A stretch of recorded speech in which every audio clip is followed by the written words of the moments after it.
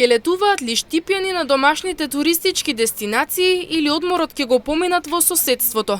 Одговорите се различни. За едни пресудни се цените и квалитетот на понудата, додека за други изборот зависи од финансиските можности и личните навики.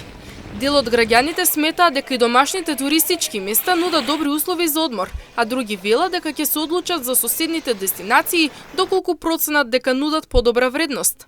Каде ќе заминат ова лето велат, на крајот ќе одлучи сопствениот буџет и личните приоритети. Исто е. Шом бегат младите, знае се колку е добро. Граѓаните се согласни дека конечната одлука каде ќе се летува ја диктира семејниот буџет, односно колку дозволуваат финансиските можности. Предност има и Охрид, ама има и Грција, така да најдобро и таму и таму. Ја би го избрал Охрид.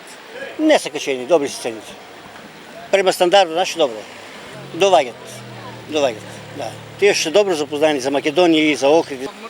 На одмор јас одам на Брегалница и Вадицата, тап.